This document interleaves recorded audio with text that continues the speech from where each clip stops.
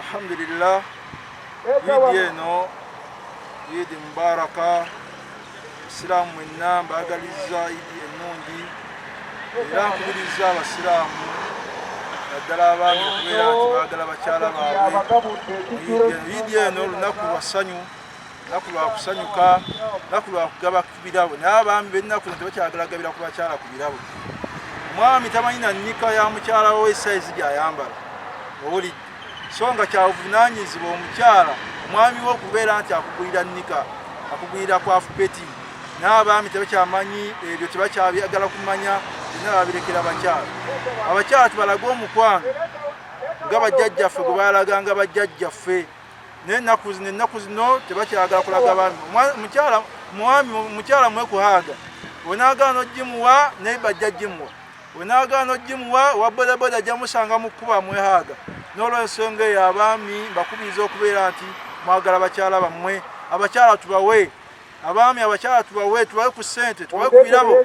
N'omwami omukyala omulekera nusu 2,000 ali n'okomawo n'otandika okusaba ennyama, walesiza ntula ate osaba nnyama. So abooluganda, abakyala tubawe, abakyala tubaagale. Kyovola nti obusiraamu oisiibwa Allah yabakkiriza kubeera nti batoola mu nsawo zaffe, batooleko ekyo ekibamala. N'olw'ensonga eyo bw'osanganga nga omukyala atoddeko ekyo kyatoolako, mwana wattu toyinyiganga era toyombanga.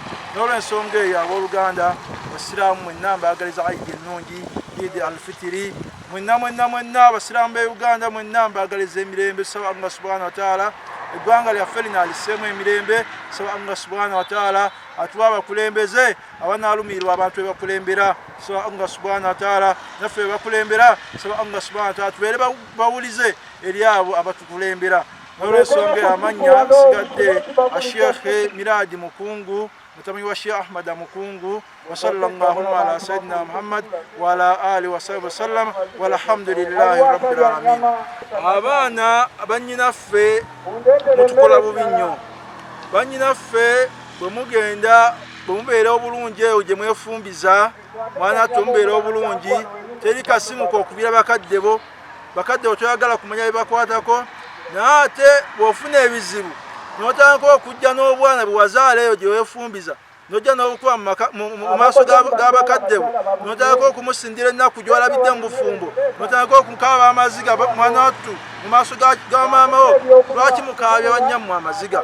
Maama wo nadda mu kisenge naye n'atandika okukaaba amaziga, maami kannyabo babadde tebakawana mmere, kannyabo balaba kasiibya njala, kannyabo maama wo n'atandika okukaaba amaziga mu kisenge eyo gyali. Lwaki mukaabya bamaama bammwe amaziga?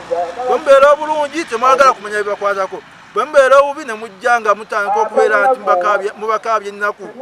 Maama wo n'ajjukira ku bulumi bwe yayitamu ng'akuzaala, obulumi bwe yayitamu ng'akuzaala n'abujjukira, naye nga lwaki? Lwakubaala nti gwa mukaabya amaziga. Lwaki temugumireyo gye mubeera? Lwaki temuggyako na ssanyu mu maka g'abakadde bammwe? Jangu n'akaveera nga mulimu ku nnyama, jangu mulyeko ekyemisana ne bakadde bo, naye lwaki mubaleeteranga ebizibu? N'abavubuka nammwe bwe mutyo. Obaza maama yatunze obumwanyi, yatunze akabuzi ke, n'ojja n'omutuliira maama kino, maama kiri, maama kino, maama kiri, naye nga wallahi mutukola bubi, mukola bubi bamaama bammwe, mukola bubi bakadde bammwe. N'olw'ensonga eyo edduwa zonna muzijje ku bakadde bammwe, mujja kufuna emirembe. Naye bwe munaaba mu nsi muno nga bakadde bammwe banyiivu gye muli, mwana wattu gye ya Allah subhanahu wa ta'ala temugenda giyingira. N'olw'ensonga eyo edduwa zonna ayagala okufuna emirembe, jangu ogisange mu bakadde bo insha Allah.